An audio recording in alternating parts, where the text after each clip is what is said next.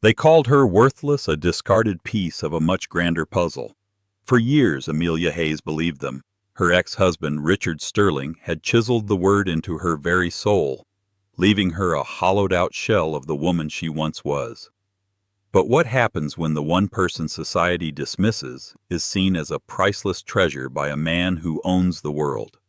This is the story of how a forgotten ex-wife left with nothing but shattered dreams found herself in the arms of a reclusive billionaire, Adrian Thorne, who didn't just give her a new life. He gave her a crown. The silence in Amelia Hayes's small apartment was a living thing.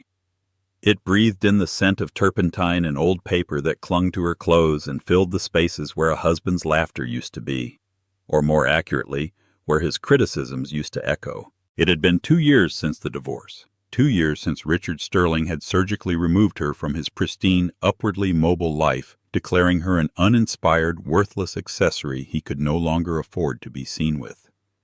The words had been his parting gift, delivered with the same casual cruelty he employed when returning a slightly overcooked steak at a restaurant. Amelia traced the delicate fracture line on a porcelain teacup she was restoring. The piece, a late 18th century Meissen, was far more valuable than anything else in her cramped Boston walk-up. It was a commission from a small antique shop in Beacon Hill, one of the few places that recognized her rare talent. To her the cup was a kindred spirit. Broken, discarded, but with a history and an inherent beauty that only a patient hand could reveal. Her work was a quiet rebellion against Richard's narrative. He had always sneered at her dusty hobbies, urging her to focus on more socially acceptable pursuits like hosting vapid dinner parties or chairing meaningless charity committees. Her passion for history, for the stories objects held, was in his eyes a character flaw. "You spend more time with dead people's junk than with me." Amelia, he'd once said, gesturing dismissively at the 19th century secretaire she'd lovingly brought back from the brink of ruin. "It's common. It's a commoner's pastime." Now his voice was a ghost that haunted the quiet apartment, a constant, insidious whisper that fed her deepest insecurities. She saw his judgment in the tired reflection that stared back from the window pane, a woman of 34 with sorrow in her eyes and hands stained with varnish. She had given him the best decade of her life, molding herself into the perfect corporate wife. She'd learned about stock portfolios, feigned interest in golf, and smiled placidly at his lecherous business partners. In return, he had taken her confidence, her friends who had all been his friends, she realized too late, and her sense of self. The divorce settlement had been insultingly small, a calculated move to ensure she would struggle. And she did. Part-time at the antique shop, freelance restoration work, and a crushing weight of student debt from an art history degree she'd never been allowed to use professionally. Some days the ghost of his voice won. She would stare at a half-finished project, the intricate work blurring through a film of tears, and the word would surface from the depths of her memory, worthless. On those days she would put down her tools, wrap herself in a threadbare blanket, and let the silence swallow her whole. Today was one of those days.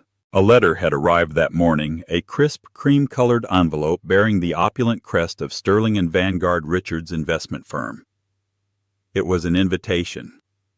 Not for her, of course, but a generic announcement of his engagement to a woman named Cassandra Vanderbilt. The name alone felt like a slap.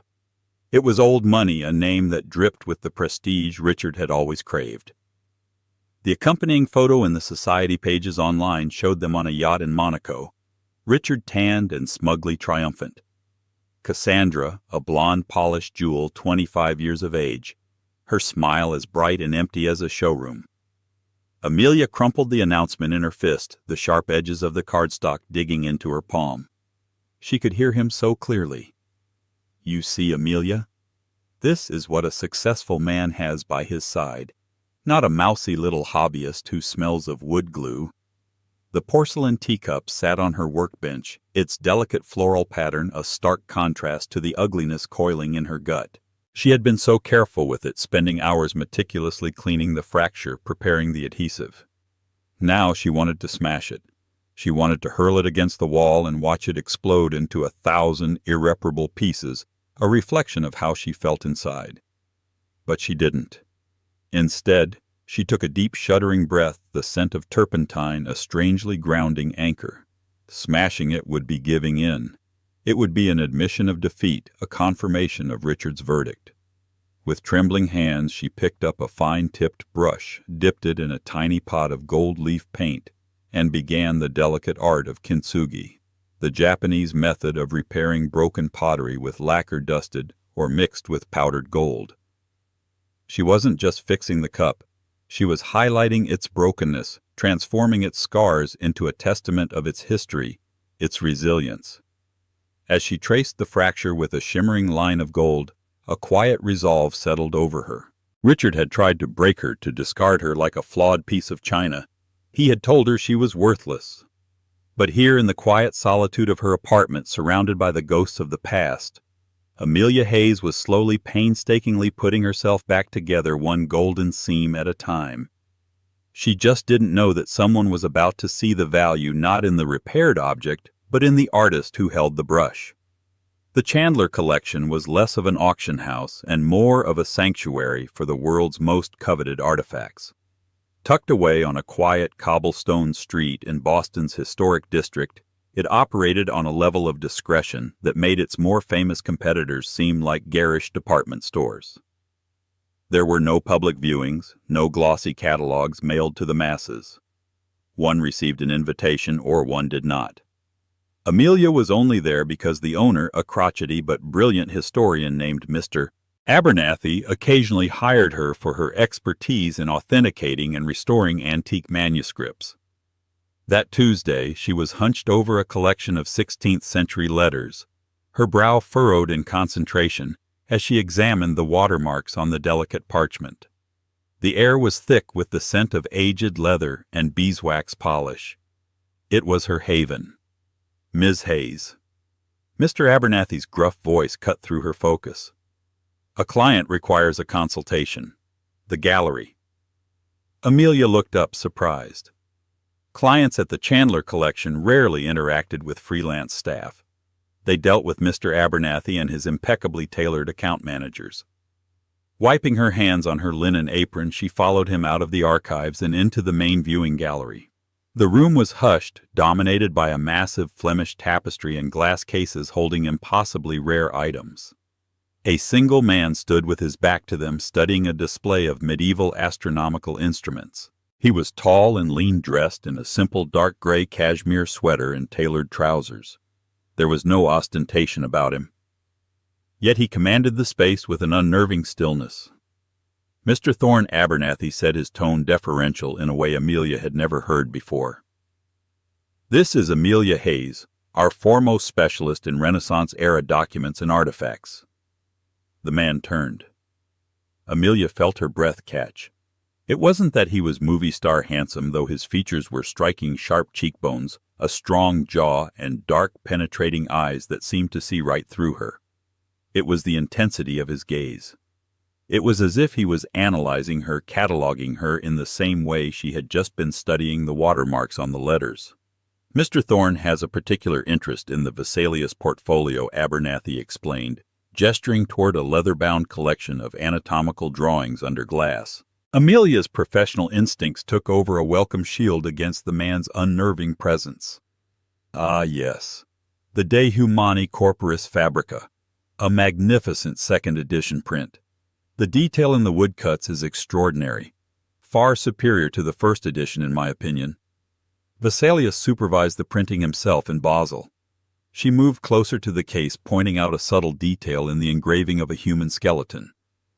"You see here the shading on the clavicle. It suggests a different block cutter was used for this section, one with a much finer hand. Most people miss that." She spoke with the quiet passion that always emerged when she was in her element. For a moment she forgot the imposing client and the fawning Mr. Abernathy. She was simply a historian sharing a secret with someone. The man, Adrian Thorne, said nothing. He simply listened, his dark eyes fixed on the detail she indicated. The silence stretched, becoming awkward. Amelia felt a familiar flush of self-doubt creep up her neck. Had she said too much? Sounded too pedantic? Richard's voice whispered in her ear. No one cares about your boring trivia, Amelia. She cleared her throat, stepping back. I apologize for rambling. Don't, he said. His voice was a low, resonant baritone that seemed to vibrate in the still air. You're the first person who hasn't tried to sell me on its monetary value. Tell me more about the block cutter. Startled, Amelia launched into a detailed explanation of the printing guilds of the 1550s, the rivalry between Swiss and Venetian artisans, and the subtle clues left behind in their work. She spoke for nearly 20 minutes. Adrian Thorne never took his eyes off her, his expression unreadable. He asked sharp, intelligent questions that went far beyond mere curiosity. He wasn't just hearing her words. He was processing them, challenging them, engaging with them.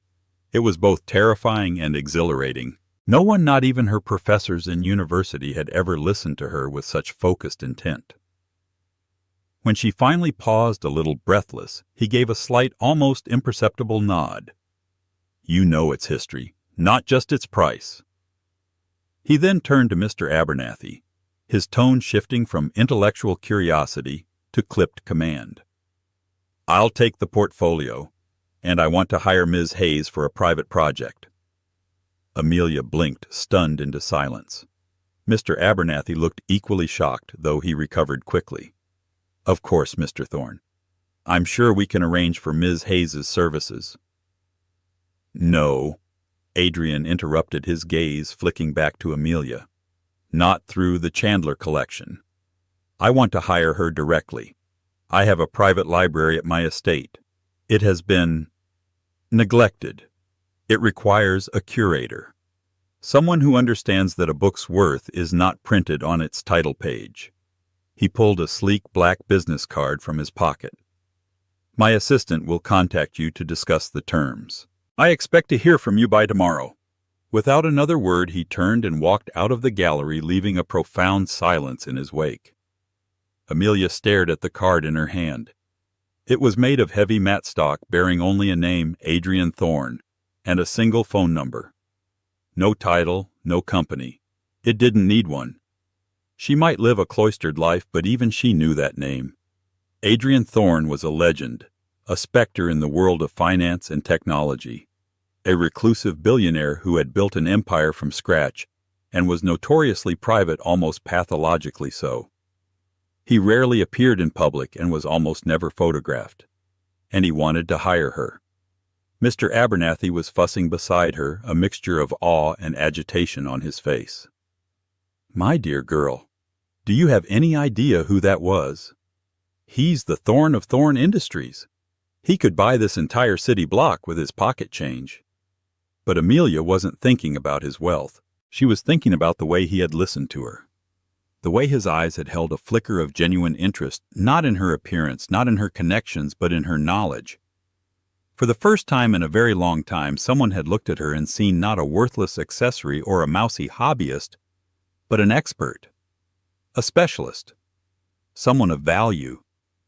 The ghost of Richard's voice tried to whisper its poison. It's a fluke.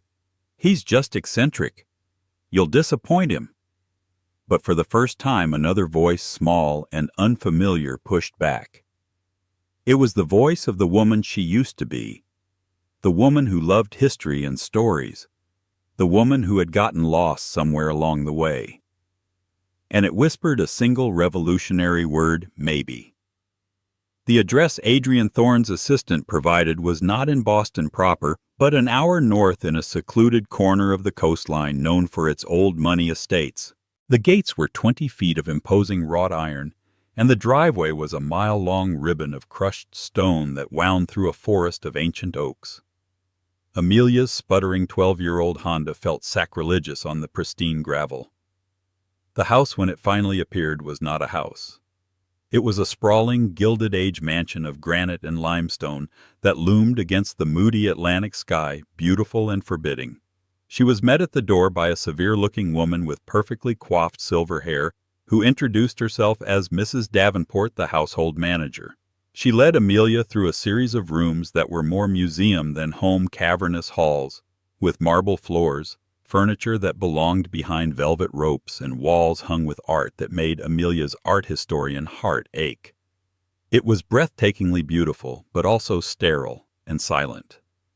The only sounds were their footsteps echoing on the polished stone. The library was at the heart of the mansion, or rather it was the heart. 2 stories high, encircled by a mezzanine of carved mahogany, it was filled with tens of thousands of books. Sunlight streamed through a massive Palladian window, illuminating dust motes dancing in the air. But Adrian had been right. It was neglected. Books were piled haphazardly. Leather spines were cracking from lack of care, and a faint scent of mildew hung in the air. It was a treasure trove in desperate need of a guardian. Adrian was there standing by the window, silhouetted against the light. "Mrs. Davenport tells me you were on time," he said without turning. "Punctuality is a virtue I appreciate. It's a magnificent collection." Amelia breathed, her eyes scanning the shelves. "Is that a first edition Principia Mathematica?" He finally turned, a faint smile touching his lips. "You have a good eye." "It is. And it is slowly rotting away along with everything else in this room. My father was a collector. I am merely a custodian. A poor one at that." He laid out the terms of his offer. It was staggering. The salary he named was more than she made in 5 years. He offered her a suite of rooms in a private wing of the mansion, full access to the collection, and an unlimited budget for restoration and acquisition. The job was simple: bring the library back to life. Catalog it, preserve it, and curate it. "Why me?" Amelia asked the question, escaping before she could stop it. "You could hire the top academics in the world for a project like this." "I could," he agreed, his gaze steady. "But they would see a collection of assets. They would create a database." "You," he said, taking a step closer, "see a story. You see the hands that held the books, the minds that wrote them.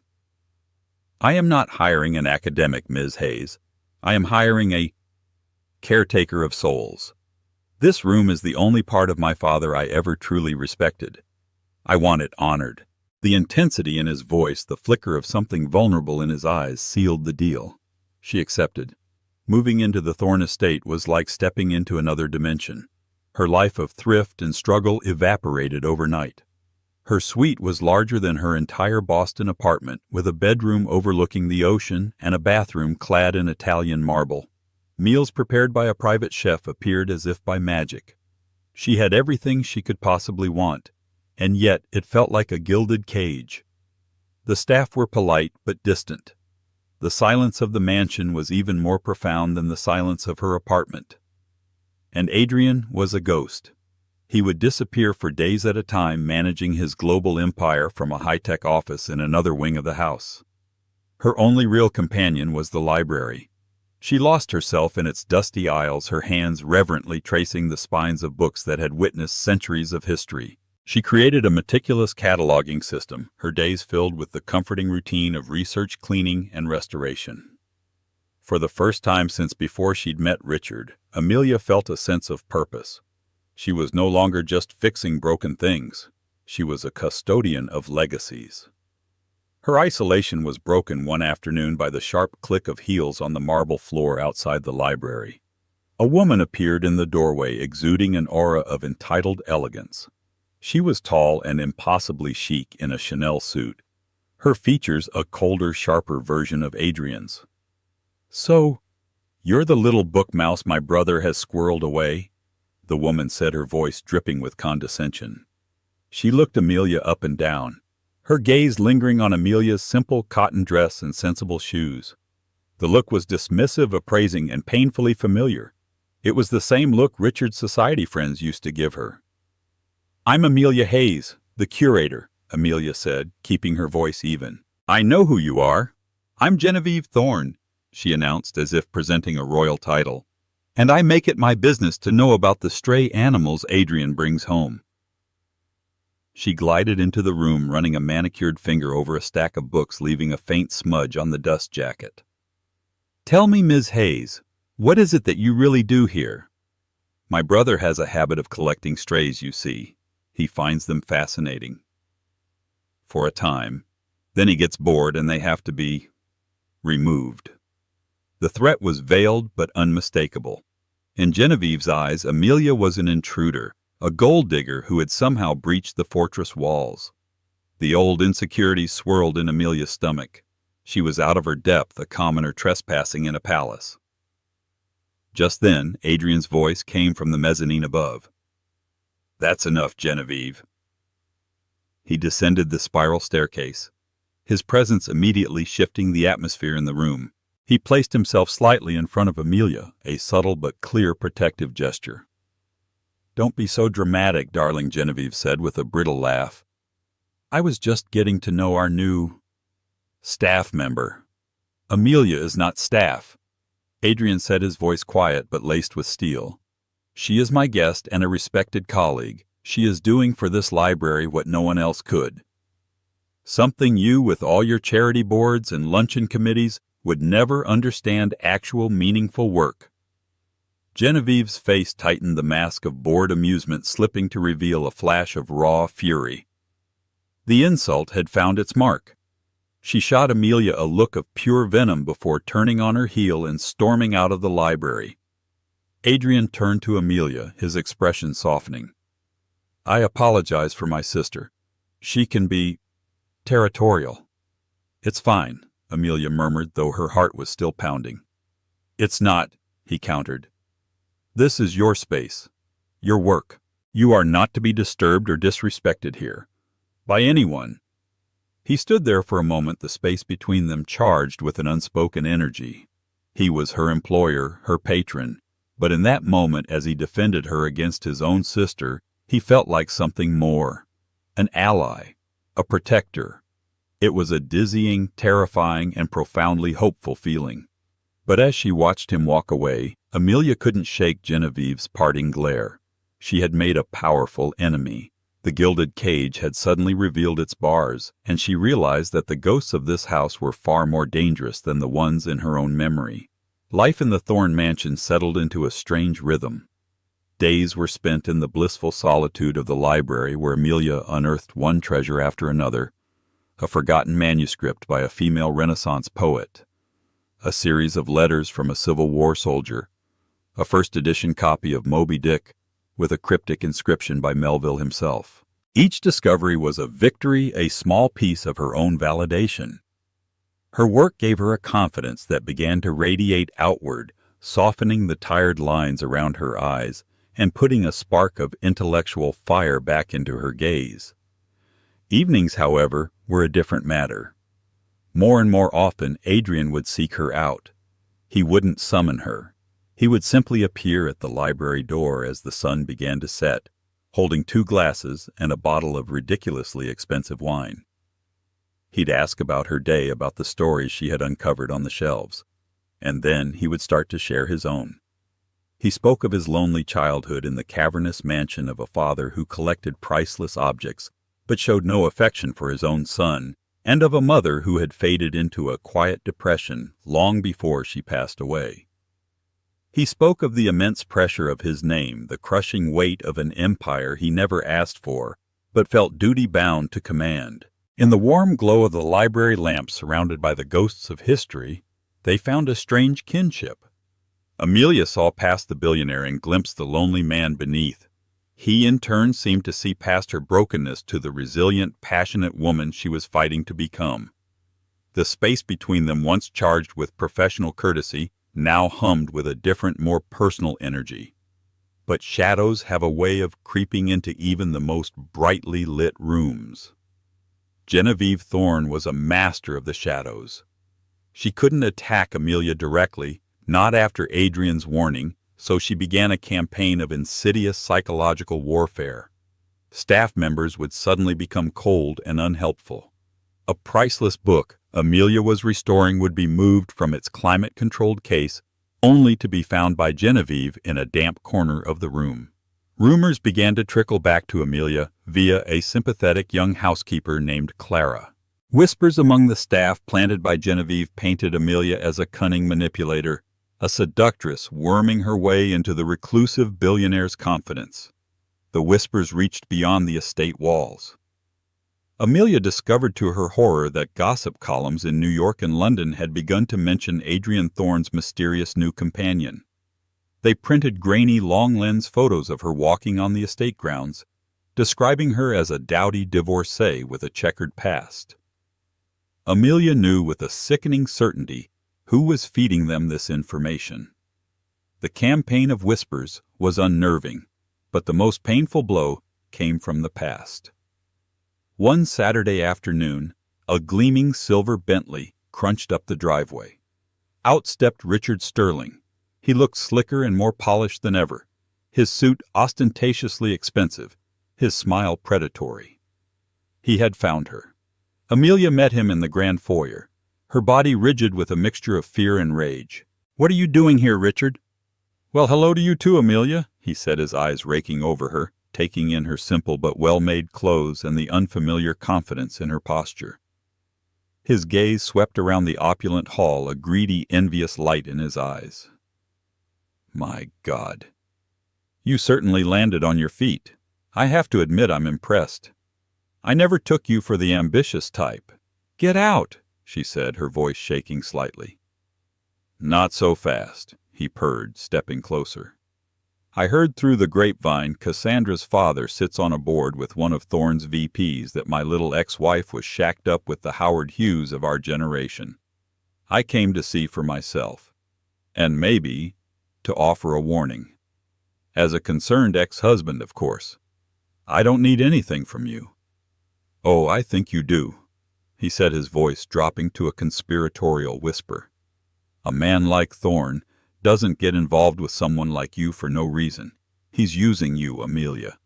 For what I don't know. Maybe he has a fetish for charity cases, but when he's done he'll discard you just like everyone else. But I know you. I know your secrets. I can help you navigate this. We could be a team. Imagine what we could get from him." The crudeness of it, the sheer audacity, made her feel ill. He saw her new life not as her achievement, but as an opportunity for him to exploit. He still saw her as his property, an extension of his own ambition. "You're pathetic."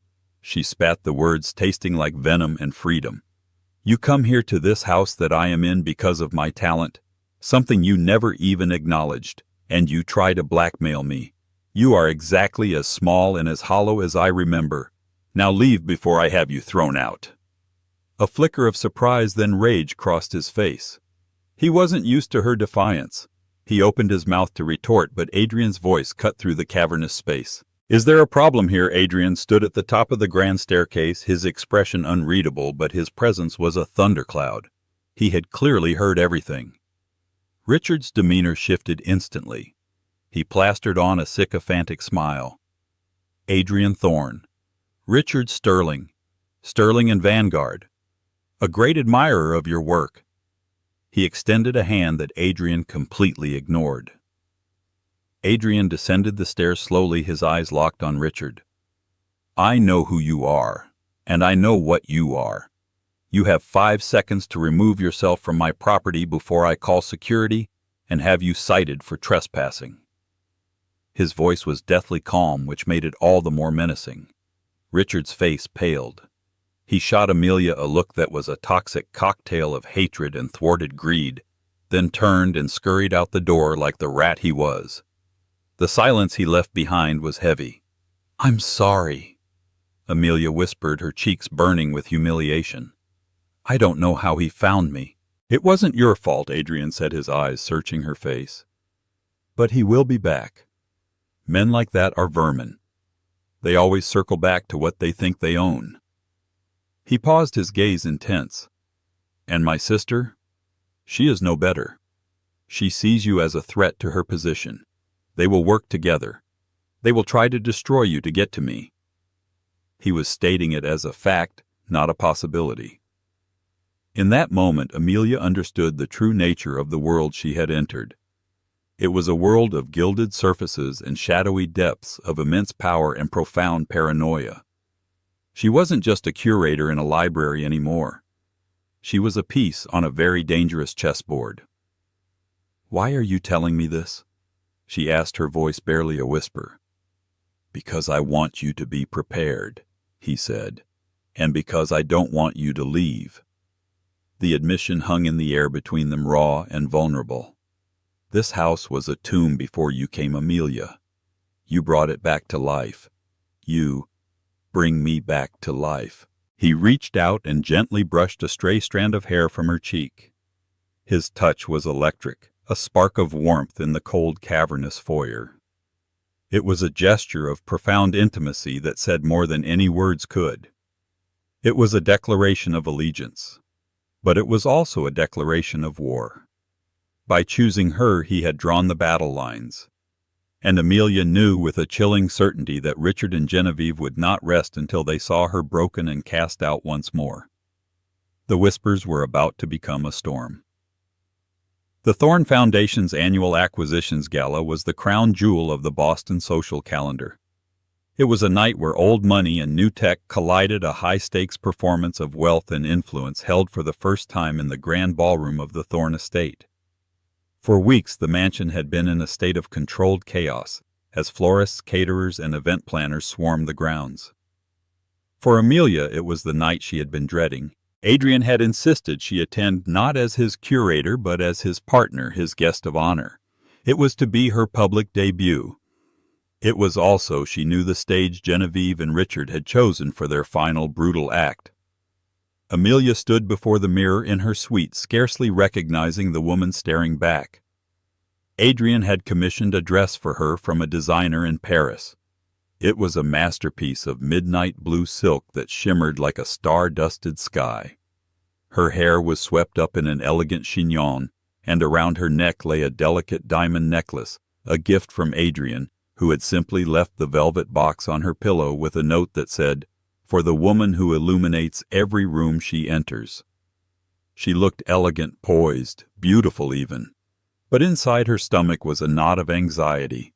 The ghost of Richard's voice was screaming at her. "Imposter! You don't belong! They'll all see you for the worthless little fraud you are." Adrian appeared in the doorway of her sitting room, breathtakingly handsome in a classic black tuxedo. He stopped short when he saw her. The look in his eyes a mixture of awe, admiration, and something deeper. Something fiercely protective silenced the ghost in her head for a moment. "Amelia," he breathed. "You are incandescent." He offered her his arm, his touch a steadying warmth against her bare skin. "Ready for battle," he murmured, his voice for her ears only. She took a deep breath. "Ready." Walking into the ballroom on Adrian's arm was like stepping into a piranha tank. A hush fell over the crowd, followed by a tidal wave of whispers. Hundreds of pairs of eyes followed them, dissecting her, judging her. She could feel Genevieve's malevolent gaze from across the room where she stood talking to a small group, Richard Sterling smirking by her side. They looked like a pair of beautifully dressed vultures. The evening was a blur of introductions to senators, CEOs, and titans of industry. Amelia handled it with a grace she didn't know she possessed, discussing art history and the Foundation's work with an easy intelligence that surprised everyone, including herself. Adrian never left her side, his presence a silent shield. The climax of the evening was the auction of a newly acquired centerpiece for the Foundation, a recently discovered set of correspondence from Benjamin Franklin, written during his time in Paris. Adrian was set to give a speech before the bidding began. As he walked toward the stage, Genevieve made her move. She intercepted him, a champagne flute in her hand, and with a practiced, clumsy-looking stumble she accidentally spilled the entire contents down the front of his shirt. "Oh, Adrian, darling, I'm so dreadfully sorry," she cried, dabbing at his shirt with a napkin, a picture of insincere remorse. "You must go and change immediately." "Don't worry," she added, turning to the crowd with a triumphant smile. "I can handle the presentation. And I believe our dear Richard Sterling, a man of considerable financial acumen, has agreed to help me." It was a perfectly executed coup. Adrian was forced off stage, leaving the floor to his enemies. Amelia's heart hammered against her ribs. This was it. Genevieve took the microphone, her voice smooth as silk. "While my brother is recovering from my little mishap, we thought we'd move on to our most prized acquisition, the Franklin letters. She gestured to the letters displayed in a climate-controlled glass case on the stage. Richard stepped forward, a condescending smirk on his face. "A remarkable find," he began, his voice booming with false authority. "And a remarkable investment. But in the world of high-stakes collecting, provenance is everything. And there have been some whispers concerning the authentication of these documents." He let the accusation hang in the air. The room fell silent. "The authentication," Richard continued, his eyes finding Amelia in the crowd and pinning her with his gaze, "was overseen by the Foundation's new curator, Ms. Amelia Hayes. A woman with, shall we say, a rather obscure background. One has to wonder if a person of her limited experience could be trusted with an acquisition of this magnitude. It would be a terrible embarrassment for the Foundation if these letters were later found to be forgeries. It was a vicious public assassination. He was destroying her professional credibility, framing her as either incompetent or worse, complicit in a fraud. He was weaponizing her past, her worthlessness, against her." The crowd murmured, their faces a mixture of shock and salacious interest. Amelia felt the floor drop out from under her. She wanted to run, to disappear. But then she saw it. A tiny detail on one of the displayed letters. A watermark. It was the same watermark she had studied for weeks, the one that had proven the letter's authenticity. And it was the same watermark on a set of papers she'd seen in a different context. Papers Richard had once shown her from a shady dealer he knew, bragging about how they were perfect for creating historical reproductions. He wasn't just questioning the letters. He was the source of the potential forgery. This wasn't just an attack. It was a frame-up. Something inside her snapped. The fear, the doubt, the years of feeling small and silenced, it all burned away, replaced by a cold, clear rage. She was not the same broken woman he had divorced. She was the caretaker of souls. She was an expert. And this was her territory. She began to walk toward the stage, her steps purposeful and steady. The crowd parted before her. She took a second microphone from a stunned-looking assistant. "You're right about one thing, Richard," she said, her voice clear and strong, ringing through the silent ballroom. "Provenance is everything." She turned to the audience. "These letters are without a doubt authentic. I spent over 100 hours verifying them myself. The paper is 18th century linen rag consistent with Franklin's known suppliers. The iron gall ink has oxidized in a way that can only be achieved over 2 centuries. But the most definitive proof," she said, her eyes locking with Richard's, "is the watermark. A small, unique fleur-de-lis, the mark of a specific paper maker in Passy, France, whose workshop we know Franklin frequented." She paused, letting the information sink in. "It's a very rare watermark. In fact, I've only seen it once before. On a batch of blank 18th century paper that a particularly unscrupulous antiques dealer was trying to sell a few years ago. He was peddling it to forgers. A man I used to know was very interested in that paper. He thought it was a brilliant investment." Richard's face went white. He knew she was talking about him. What a coincidence. Amelia continued, her voice dripping with ice. "That whispers about these letters being forgeries should come from the one man who once contemplated commissioning such forgeries himself. It almost seems as if he might be trying to devalue the authentic article so that he or an associate could purchase it at a bargain price. Or perhaps he's simply trying to discredit the person who could most easily expose him." The unmasking was complete. She hadn't just defended herself. She had exposed his character, his corruption, his pathetic, grasping greed in front of the most powerful people in the city. Genevieve stood frozen, her plan having backfired in the most spectacular way. Just then Adrian reappeared on the stage. His shirt was still damp, but his eyes were blazing with pride. He walked straight to Amelia, took the microphone, and addressed the stunned crowd. "It seems we owe Ms. Hayes a debt of gratitude," he said, his voice resonating with power. "Not only for her impeccable work in authenticating these letters, but for her courage in defending their integrity and the integrity of this foundation from baseless and malicious attacks." He looked from Richard's ashen face to his sister's furious one. The Thorne Foundation has no tolerance for fraud, nor for those who would attempt to manipulate our work for their own petty games." He then turned to Amelia. He didn't touch her, but his next words were more intimate than any embrace. "The centerpiece of tonight's auction is not the Franklin letters. It is the brilliant woman who saved them." He began to applaud. Slowly at first, then thunderously the entire room joined in.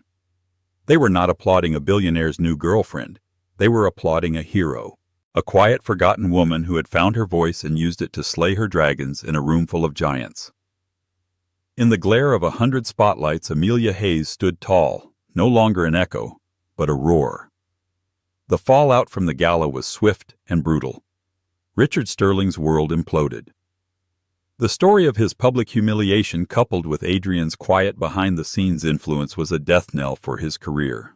Phones at Sterling and Vanguard rang with calls from furious clients pulling their investments. Cassandra Vanderbilt's father, a man who valued reputation above all else, broke the engagement within 24 hours. Richard was ruined, exposed as the hollow, grasping man he had always been.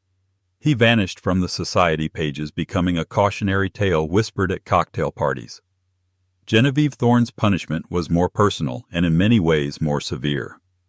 Adrian confronted her in the cold light of the morning after. There was no shouting, no dramatic confrontation. He simply informed her that she was being removed from the board of the Thorne Foundation effective immediately. Her access to the family's private trust was being suspended pending a full review. He wasn't disowning her, but he was stripping her of the two things she valued most: power and money. He was forcing her to confront a life without the Thorne name as her shield and her sword. For Genevieve, it was a fate worse than exile. Amelia watched the wreckage from the calm sanctuary of the library. She felt no triumph, no vindictive pleasure. Just a quiet, profound sense of release, as if a heavy cloak she had been wearing for years had finally been lifted from her shoulders. A week after the gala, Adrian found her perched on a ladder, carefully dusting a row of 17th-century philosophy texts. He didn't say anything, just watched her for a moment, an unreadable expression on his face. "I've been thinking," he said finally, his voice making her look down, "about this library. It's more than a collection. It's a living history. It needs more than a curator. It needs a director, someone with vision." He pulled a thick sheaf of documents from a leather portfolio.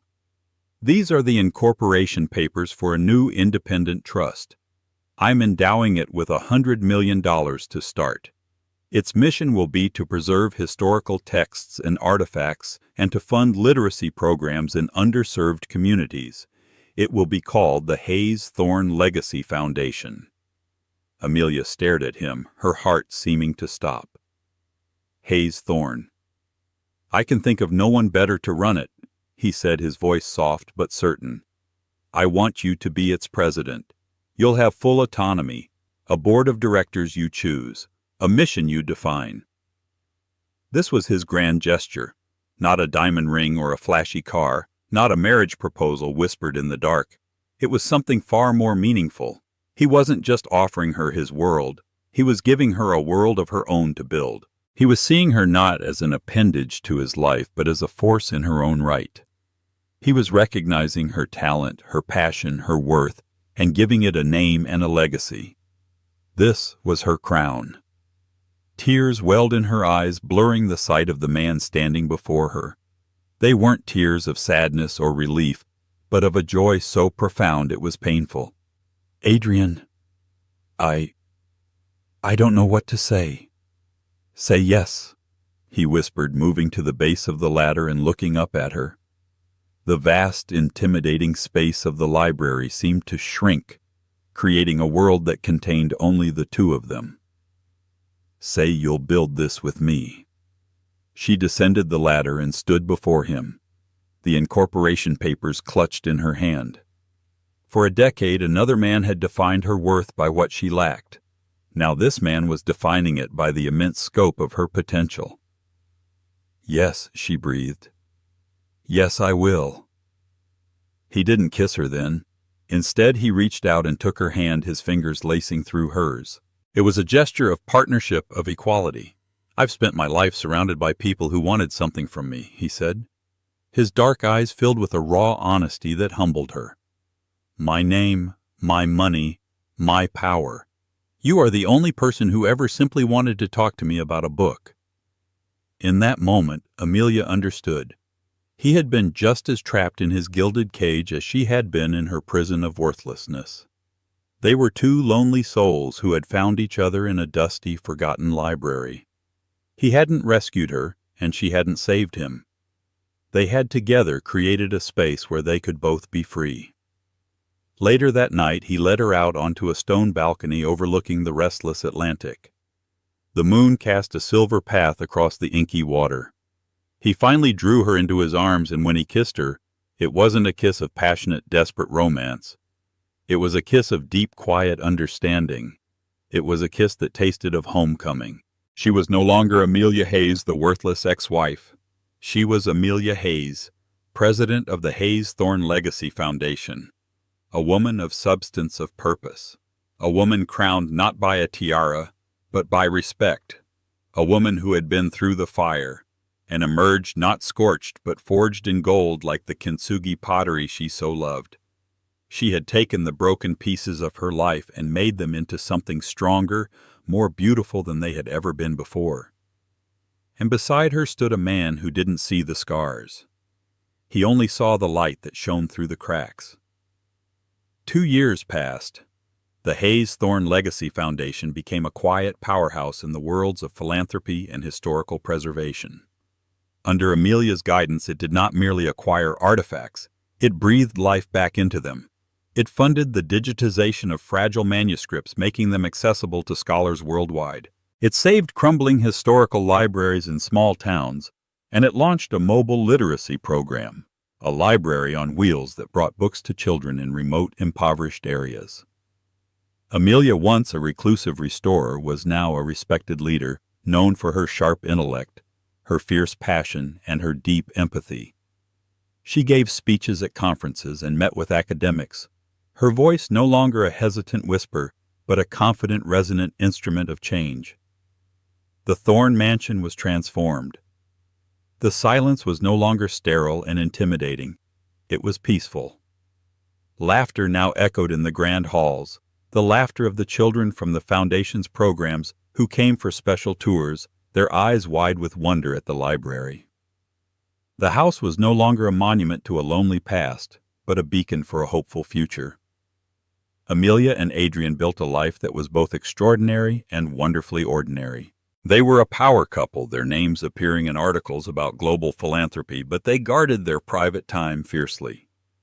Their evenings were not spent at society galas, but in the library, a fire crackling in the hearth, debating a line of poetry or planning their next project. He taught her how to sail his yacht, and she taught him the delicate art of bookbinding. He found peace in the quiet, meticulous work, and she found freedom in the vast, open ocean. They were partners in every sense of the word. He trusted her vision for the foundation implicitly, and she became his most valued confidant, a sounding board for the complex decisions his empire demanded. She didn't just share his life. She enriched it, challenged it, and gave it a purpose beyond the accumulation of wealth. One crisp autumn afternoon, Amelia stood on the balcony overlooking the sea, a cup of tea warming her hands. She wore a simple cashmere sweater and jeans, her hair loose in the wind. She was watching the Foundation's bookmobile make its way back up the long driveway after a day spent at a local community center. Adrian came up behind her, wrapping his arms around her waist and resting his chin on her shoulder. "Look at what you've built," he said softly, his voice filled with pride. She leaned back against him, a contented smile on her face. "What we've built." A piece of mail had arrived that morning, forwarded from her old Boston address. It was a crumpled, wine-stained announcement from a cut-rate wedding chapel in Las Vegas. A small blurry photo showed Richard Sterling looking bloated and tired beside a woman with brassy hair and a desperate smile. He had married his secretary. It was a pathetic postscript to a chapter of her life that felt like it belonged to someone else entirely. She had glanced at it, felt not a flicker of anger or pain, only a distant detached pity, and had dropped it into the recycling bin without a second thought. The ghost of his voice was gone. The word worthless had lost its power. It was just a meaningless sound, a relic from a buried past. Her worth was not something that could be given or taken away by a man. It was something she had forged herself in the quiet hours spent with broken things, in the courage it took to speak her truth in a room full of enemies, and in the love she now shared with a man who saw her truly and completely. "What are you thinking about?" Adrian murmured into her hair. She turned in his arms, her hands coming up to cup his face. She looked into his dark, intense eyes, the eyes that had seen her value when she couldn't see it herself. "I was just thinking," she said, her voice full of a quiet, unshakable certainty that a broken thing can become more beautiful than it ever was before.